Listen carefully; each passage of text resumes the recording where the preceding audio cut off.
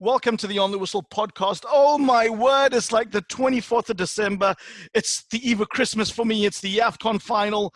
It's the juggernaut that is Senegal versus the immovable, boring force that is Egypt. Well, we're previewing the AFCON final. With me, we have a star-studded panel. We have our On the Whistle associate producer, Alasdair Howorth, with me. We also have Francis Nkwain, our man on the ground in Cameroon. Francis, commiserations that your team did not make the final. Good luck in the third place playoff. And we have the king of Cairo, not Mohamed Salah, one even better, the flying pharaoh, the editor of KingFut.com, Ahmad, Yousef. Gentlemen, thank you for joining me around the braai. This is going to get nice and fiery and spicy. It's good to be back with everyone, and it's been a great tournament, so hopefully the final tomorrow is going to be a good one as well. Yeah, great to see all of you again. I can't wait to get back to London. Too much football, huh? I've had my full of Cameroon, but congratulations and best of luck to you, Ahmad, and Egypt. Great game the other day, and we look forward to a great final. Cool. Let's not waste any time. I'm going to set the scene. I look at this final and I go, Senegal are a team of superstars. This is a Champions League team from the back to the front. Mendy, Koulibaly, Kouyaté, Mane, Gay. I mean, I look at this Egypt team and I'm like, other than Salah, it feels like a very average team that's dragged their way through. Ahmed, you know the Egyptian pharaohs intimately. Why do they have a chance in the final? Why will they not be blown away? Why do you believe your team can win? Yeah, I mean, when I first started this tournament, I was very pessimistic. I think a lot of people were because, Egypt have struggled throughout the last couple of years without anyone really to help Salah. And it's one of those things where, we've historically had great, we've had a great team, but not a great individual. And now we have that great individual, but not the best of teams. But actually, what's happened throughout this tournament is that there has been such a strong team cohesion, and it looks like the team has come together. We've had 25 out of the 28-man squad actually play in this tournament. There's only 3 players who haven't gone onto that pitch. This shows how much of a team game this is and how well Egypt have done as a team. Obviously, goals are still something we've struggled with. We haven't been scoring many goals, so really what's impressed me the most is our defence. And we've had, I think, in every single game, a different defensive centre-back partnership starting due to injuries. We had Winch at the start, then you had Hegazi injured, and it's just been constant rotation, but it has always been solid. And that you have to give credit to Queiroz for that, because that's something he's definitely worked on. And I was, a bit of a critic of his at the start, and I thought, he was still playing Cooper ball, but actually this isn't Cooper ball, because when we get the ball, we're not just hoofing it up. You can sense that the players are trying to get involved in the game, and the midfield are trying to help the attack. And it's been a big improvement throughout the tournament. My biggest concern tomorrow, well, there's 3. There's injuries. We were missing Hegazi. Abu Gabel keeps coming on. He's on and off with his injury, and the suspension of Ahmad at right back.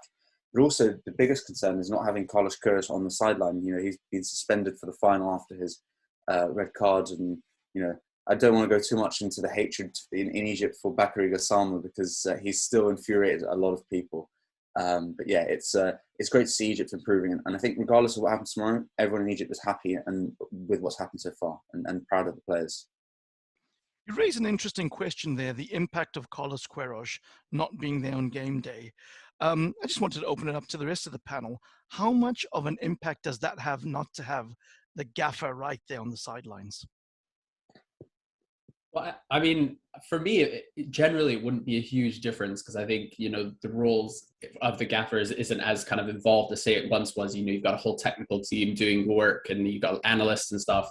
But the way in which Queiroz has carried himself during this tournament has been, in terms of getting the best out of Egypt, he's been so central to that. I mean, we saw in the last game against Cameroon, him drop to his knees in the first 5 minutes in kind of frustration, and, it's super performative, and he knows what he's doing. And I think that's the really important thing. He's taking pressure off his players. He's putting it onto himself. He's galvanizing the players. You know, I was talking with a friend and he was saying that with every game in this tournament, Queiroz seems more Egyptian. You know, he seems like he's becoming more and more part of the country and a part of their identity, and he's buying into that. So I think for them, it's a huge difference, you know, and it's really interesting because you compare him to Ali Cisse on the other side in Senegal's bench. He's the exact opposite. He's kind of the picture of calm and composed. You know, whatever happens, he's completely unflappable. And he clearly does that to keep his, you know, his team calm. You know, obviously Senegal, you know, have a bit of an identity crisis in terms of, and an inferiority complex. And so there's a, you know, the chance for them to kind of panic when it comes to these pressure moments, whereas he's super calm, you know, composed. So I think the fact that Queiroz is missing is going to be huge because they won't have that same kind of presence on the side, really drawing the attention of the team, as well as like giving Egypt the, you know, the ideas to carry them out onto the pitch, and not just tactically, but also, you know, we've seen Egypt manage games superbly, you know, in the way they waste time and take injuries and, you know, all the kind of what we consider the dark arts or the cleverer side of football, which, you know, Egypt have been so good at. And, you know, I think Queiroz is definitely a part of that. I have to agree with that. I think his in-game management has been fundamental to the success story that has been Egypt so far. But I generally think for a one-off game, it's very easy to make the necessary provisions prior. It's not something that's happened maybe in the first 5 minutes of a game and you lose your manager. Then they have days to prepare for that. They know he's not there. They know the assistant isn't going to be there. They'll have all the tools and they'll have earpieces with the team that's on like on the sidelines. I'm sure they'll have a system any which way. His physical presence is all that will be absent, but I think they will feel Carlos Queiroz's presence there. Anyway, and in terms of calming influence, I'm not so sure. He seemed to be the one who was losing his cool the other day, and that was entertaining. But I think there is something, I generally think there's something infectious about African football, because the passion, no matter how cool you want to be, I think the passion gets to you. But in terms of the game itself and where Egypt are, first of all, congratulations to Ahmad and the Egyptians. I think they will put up a very fine show. Zayn, I think you're right when you touched on the issue, or not the issue, about like the one-man team, but then there's something truly remarkable that Ahmad raised, which is where now they have the superstar. They're able to just be compact and solid and get through because brilliance can be found. But they're not that dependent on it because they have a spirit now. But I think the Senegalese, the hope for the Senegalese is where I think Cameroon came short, because we went to penalties, but the truth was the first 60 to 70 minutes of the game, if we finished, the game would have been lost a long time ago, in all honesty. You know, there were some pretty decent clear-cut chances for Cameroon, but they just didn't take them. And if the Senegalese can do that, and particularly see Salah out of the game, and here I have to give a little shout out to Nuhu Tolu for Cameroon, because I think he had a phenomenal game. This is a game in which we were able to... That better be the prediction for the final. Yes, it is. It just said 2-0 to Senegal. From Elijah's youth. So, let's see. I think he has a little bias. Yeah. Absolutely. And the one thing I wanted to come in with, and I know I've sounded overly critical of Egypt, right? But they've knocked off the Ivory Coast. They've knocked off Morocco. They've knocked off the host Cameroon. There's something to be said about winning the big games against the big teams and being on the harder side of the bracket, isn't there, Ahmad? Yeah, and let's not forget here, you know, Senegal are obviously the best team in Africa, but they've not faced a top 10 African side in this tournament. The highest ranked team they faced was Burkina Faso, who are ranked 11th. So they haven't really had this challenge in this tournament. This will be their first challenge in the final. And I look at the group stages, they were not great in the group, and they have obviously improved since. But I feel like, you know, obviously Senegal are the favourites, but there has to be kind of some sort of, you know, I'd say they have to be a bit respectful of Egypt's defence, because they won't be able to kind of just run through them as they might expect that they have done in the last couple of games. And one of the main issues I have at the moment is, you know, the fact that Egypt have played an extra 90 minutes over the last 3 games. You know, and 2 penalties on top of that. So the players are so fatigued. You could see at the end, Salah was just, he looked so drained. The players looked tired. And even in going into the Cameroon game, I looked at the Morocco and Ivory Coast game. There was a bit more high energy and intensity in the Egypt squad. Against Cameroon, it was, as Francis said, Cameroon could have finished the game in the first, 60 minutes. It could have been over, and it was just for their chances and some great goalkeeping. But yeah, I think it's going to be the same game as Cameroon, where Egypt will just sit back, allow Senegal to play, and just have to hope that they defend well. And I guess there's one of those things where some stats Egypt have been in the last 5 of the last 9 finals. And a lot of these players as well have been in a final, so I don't think there's much pressure on them. I think that's what's really going to help Egypt. And I'm probably being a bit too optimistic, but there's a lot more pressure on Senegal to win this because they've not won it before, and sometimes that helps when there's not much pressure. You can play a bit more freely. My last question on Egypt before we flip it to Senegal and start talking a little bit more about them, but how much does Mo Salah need this for his legacy?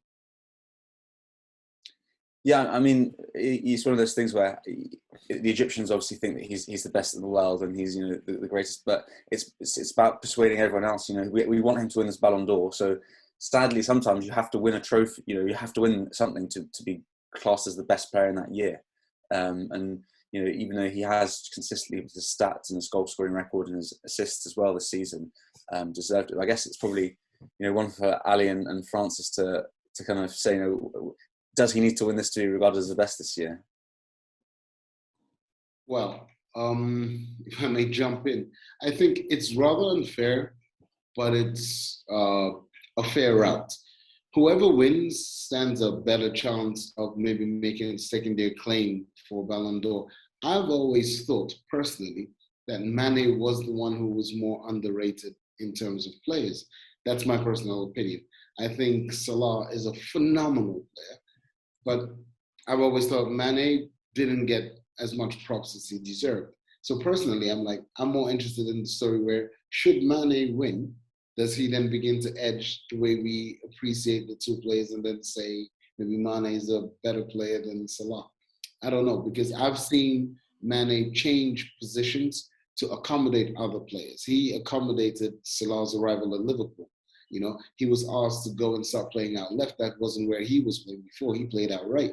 So he's learned some new tricks. And I think, personally, this conversation around Mane and Salah should be had as Africans.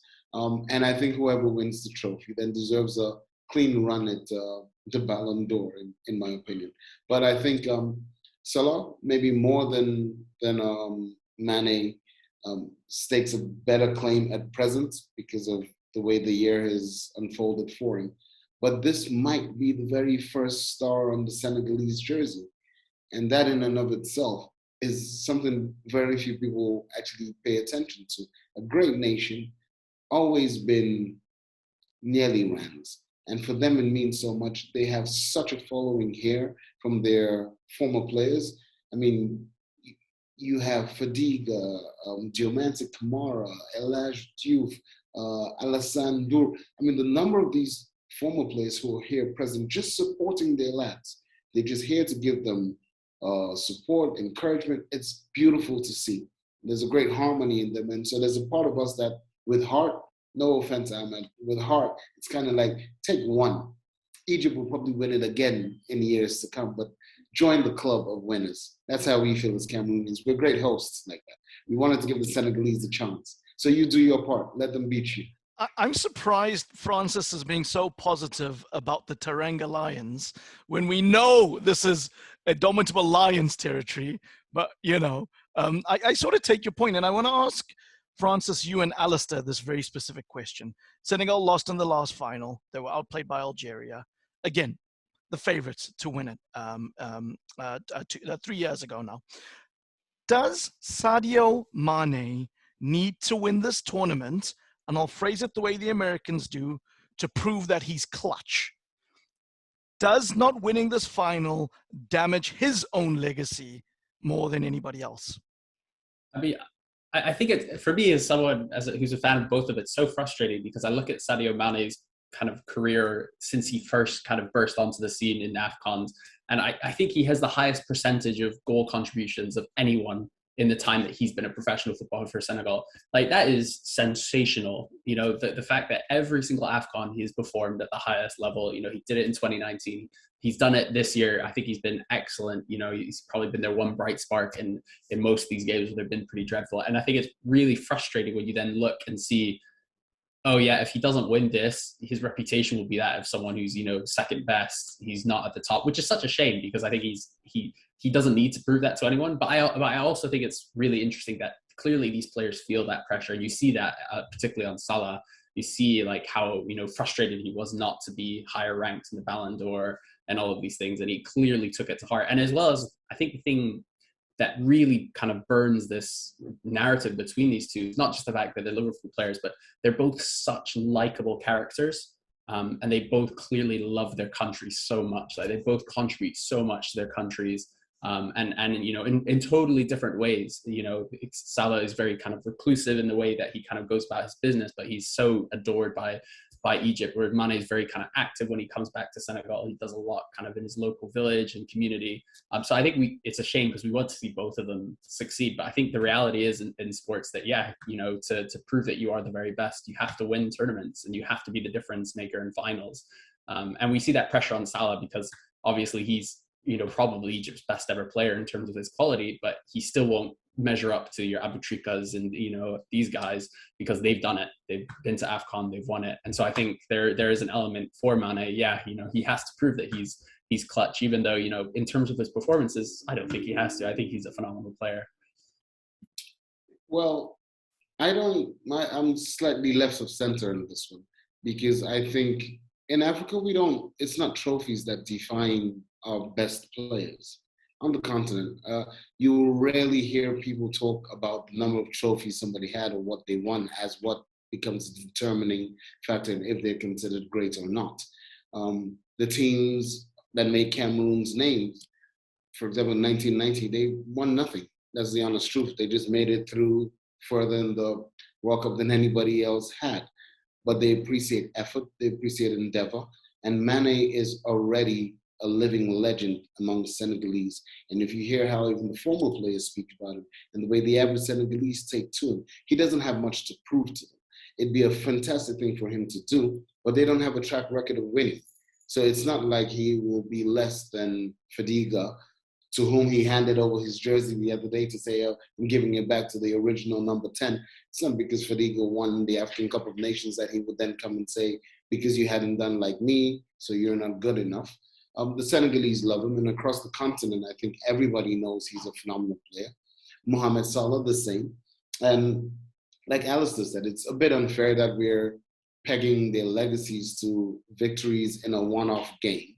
But I don't think on the continent it's interpreted in that fashion. It's a very, dare I say, Occidental conversation we're having right now. Amongst people here, they just want to see a person deliver on the pitch. And like when Mane scored that last minute penalty in the first game to carry them through, for the Senegalese and for the fans who were there in Bafoussam, it was just, here's a boss player. Here's just a person who's saying, okay, I step up when my nation needs me. And I believe he's at 3 or 4 goals already in the tournament. It's more that people look at, like, did you turn up and did you deliver for your team? Whether you win or you lose, it's an extra. So I don't think really tomorrow's about who lifts the cup in our space. It's who plays the way we see you on TV, who's able to just turn up, do a nutmeg or two, be confident enough to dink a ball over a guy's head. Those are the things that our fans and African soccer followers actually enjoy. Did I just say soccer? Forgive me. Don't worry, Francis, you're clutch. It's all good. Just to add on that as well, I think, you know, you mentioned, Francis, earlier about how Mane is more versatile, and absolutely. I think we saw against Cape Verde, he was playing more, you know, more like a number. It's, you know, it's more central attacking midfielding position, and his through ball for that first goal was unbelievable. I think that's one thing that I feel Salah can't do. He's stuck in that position, and if he's not around the players who can feed him, then it's very difficult for him to get involved. And that's what we've seen in this tournament. he obviously has that absolute brilliance. If he gets the ball around the box, there's going to be trouble. But if he's not, then he's out of the game. So true, because that's the point I was actually alluding to before, and when I was saying, like, how no matter young Nuhu Tulu, phenomenal. And I speak with my friends in the American space, and for them, his victory over Salah was like the MLS stepping up and saying, we have players who can handle the best in the Premier League. And it opened up an amazing conversation in the American space, which I've been following for the last 48 hours. And they're so fixated on like how Salah was out of the game. But I guarantee you, if Nuhu was playing against Mane would have found another place to go to and another defender to go and try his hand at. But Salah just stayed where he was with this one guy who was getting the better of him, but he almost didn't know where to go. And if the Senegalese study that game plan and they just put somebody on him that can just be strong, aggressive, and present, then you have a chance because the creativity comes through him. But El Neni is the one player who I don't know where this El Neni who plays for Egypt disappears in club football, but he's the motor. And I really enjoy his positioning. Like he'll drop deep to pick up the ball, spreads the play unbelievably. And then you look and you're like, that's the guy you need to mark out of the game. So I think for me, if the Senegalese can see out Salah and put a little bit of a focus on El Neni, then if they can finish, which is what Cameroon wasn't able to do the other day, maybe Alasdair's prediction of 2-0 will be the case. But if they don't do that, then magic from Salah is not impossible either. You've raised a valid point there, Francis, because I wanted to ask everyone, obviously, the conversation centers on Salah and Mane. But outside of those two, who are some of the players to watch in each of those teams? And I say that a little unfairly because Senegal is stacked, right? That's a Champions League team in many ways. But Alasdair, Ahmad, who'd like to pick that one up? Yeah, I mean, from Egypt's perspective, I think we have to look at the defence because that's really what's held Egypt through this tournament. And you look at Mohamed Abdelmonem, who he's a young 23-year-old centre-back at Al Ahly, being loaned out for a number of years now, and it's like that Chelsea system where they have a lot of players, they loan them out, and he was quite a fairly unknown player, and he just moved to Future FC. And credit to Carlos Queiroz for including him in the Arab Cup last month, because that's where he got into the national team, made his debut, and then had to fill in this tournament. But he's been absolutely amazing. He was man of the match against Cameroon. So he's definitely one player that he's really impressed. And on the left as well, Abdel Fattah, he's been phenomenal. He's showed a lot of skill with his nutmegs and things like that. So. It's not necessary for Egypt about the flair attacking players. Having said that, we've got Omar Mamouche, the Stuttgart left wing, who's also pretty good. So I feel, obviously, if you look at the whole Senegal's team is better, but there's definitely some pockets of talent within Egypt. I think the main issue is the central midfield positions because there's and then obviously he does a lot of the running and a lot of the hard work, but around him he needs that support to help get Salah involved in the game. But for me, the two players is Abdelmonem and Abdel Fattah. For me, I'll look at the Senegalese team and I'll talk about the two Mendys for me. So Mendy in goal, I think, will be really important because he brings a stability to them, psychological. Koulibaly for me has been just okay, in all honesty, like literally just okay. He does his job, but he needs a strong Mendy presence to garner them the way they're being garnered at present. And then our other young brother, Mendy, in the middle of the park has been, for me, a true revelation. I liked him already, but I like the sense of responsibility he's happy to take on. Even his ability his positioning when he's looking for the ball off the ball, he's always making himself open, available. His runs are very intelligent.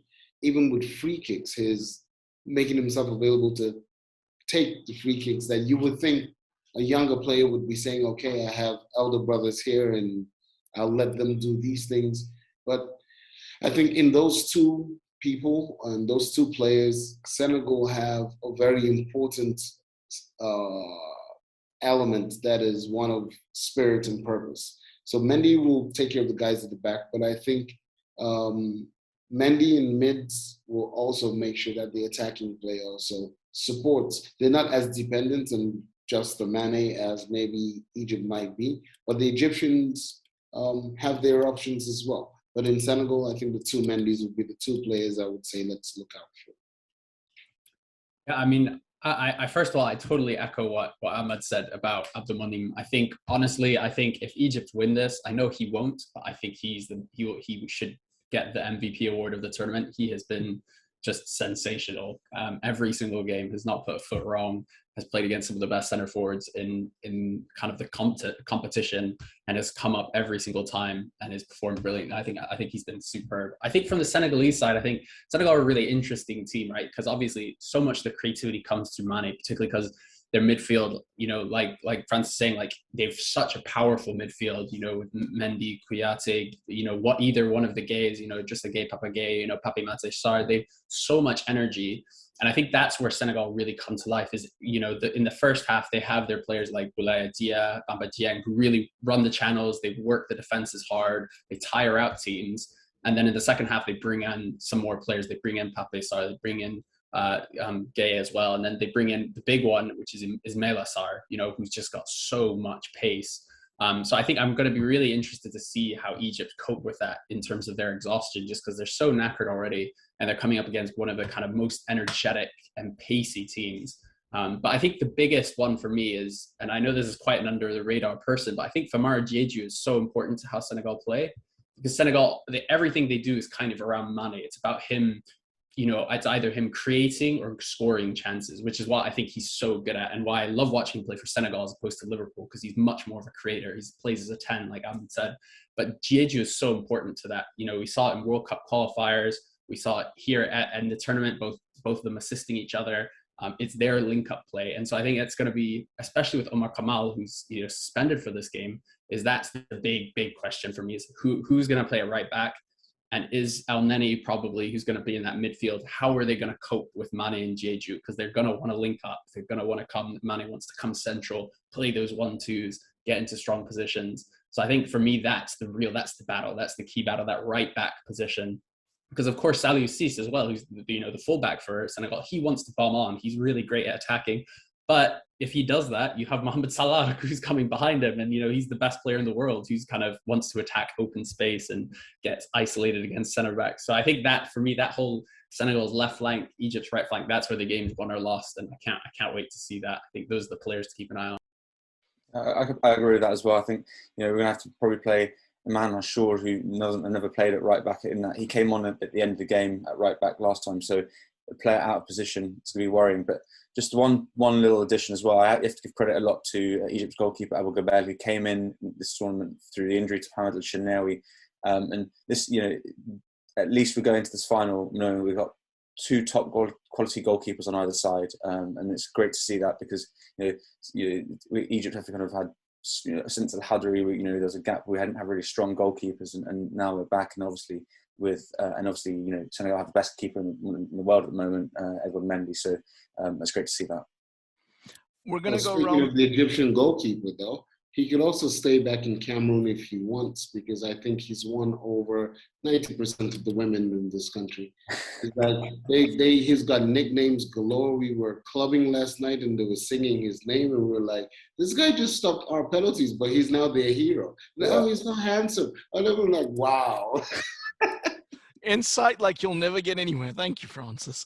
I was going to go, before we go around the houses for predictions to end the pod, Alasdair, I just wanted to get your thoughts on Cisse. I remember pre-tournament coming in, the experts were saying the pressure was on him. He's not popular with fans back at home. If he doesn't win here, could this be the end of the road for him, particularly because Senegal and Egypt have a crucial game coming up before the World Cup? Yeah, I think that's a fascinating choice, because I think coming into the tournament, yeah, I think people have generally been big fans of Aliou Cissé, but I think particularly from what I understand back home in Senegal, people haven't been quite impressed with how Senegal have played. You know, obviously they got to the 2019 final. they performed really well in the World Cup in 2018 and were so unlucky to get knocked out on the fair play rule. But the performances haven't quite been there. The football hasn't been as, sharp as, a lot of these other countries like your Algeria's in the last couple of years. So I think from, talking to people in Senegalese journalists, the message was, win it or go home, and that was the pressure on Aliou Cisse. He's been in the job for, 5 or 6 years now. So he's been there a long time. And I think now, though, there's a bit more tension because there's the understanding that, we have the huge World Cup qualifiers coming up. And do they want to mix things up by sacking him if he doesn't win here? I think it's going to be really interesting. But I think the pressure is still there. Obviously, I think pressure is huge on him. And I still think he's kind of operating under that if he doesn't win tonight, that's him done. Senegal will move in a different direction, which I think for a lot of us who have been really big fans of him and big fans of, particularly this tournament, seeing local-based coaches, not hiring Europeans or any, but hiring from within, it's been a joy to see him at the helm. But hopefully it won't be the end. But I think the pressure is still there, and I think there is a good chance if he lost tonight or tomorrow that he'll see the axe. All right, guys, we're gonna go around. It's prediction time. I'm not a betting man, as you guys know, but we can bet Nando's meals. I actually had Nando's for lunch today. It was amazing. But maybe we'll start with you, Alasdair, the young buck on the pod. What's your prediction for the final? We'll then head to Francis and we'll give Ahmad the final word. Well, I mean, my pre-match tournament favorites were Algeria, Senegal, and Cameroon. And Algeria obviously did me dirty, and Cameroon haven't made this far. So I feel like I'm honor-bound to stick with Senegal. I think for me, the thing that makes the difference between these two teams is Egypt have played, like Ahmad said, 90 minutes of football extra, 2 penalty shootouts. The physical and emotional, mental kind of pressure that builds on a team, I think will be too much. And I think Senegal will win it. I think it'll be 1-0 at most. It'll be so tight. But having said that, every single round of the knockouts, I predicted that Egypt would lose. So I'll hold my hands up and say every time I don't have faith in this team, they prove me wrong. So I wouldn't take my word for it if there's anyone out there who is into their betting.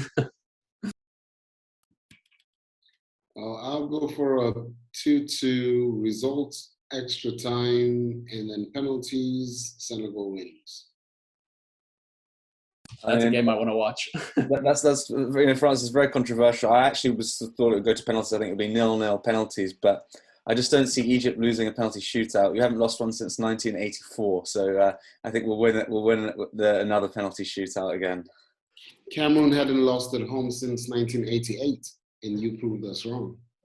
Well, technically we didn't lose. Technically, you didn't lose in full time, so you might be able to hold. Thank you. I need to go out and drink. Thanks. Oh, great. The record stands. I have to say that if I'm going to pick one of you guys, the game I want to watch is Francis's.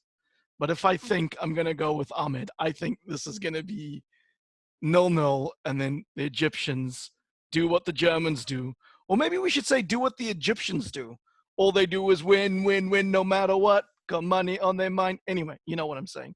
Listen, guys, it's an absolute pleasure. For those of you listening out there, please let us know who you think is going to win the final. OTW_podcast, Instagram, Twitter. Go to Facebook, On the Whistle Podcast. Find our group. Leave us a comment there. Or leave us a comment if you're listening here on the podcast on Spotify, Google, Acast, Apple. Give us your prediction. The closest one might get Nando's if you live in a part of the world that has Nando's. Sponsored by yours truly. But also those who want to join and keep the discussion going, we're going to be live directly after the final on Twitter, on a Spaces. Come and find us. We'll be there continuing the debate after the final. It's a chance for us to interact, to share, to look back at this amazing tournament that's at highs and lows. Maybe you want to talk about Gianni Sikazwe. Maybe you want to tell me about another inspirational moment. We'd love to hear it. And if you're South African, we do have a dog in the fight. We have the referee in the final. Good sirs, enjoy the game. I can't wait to talk to you in the Spaces. Ciao for now.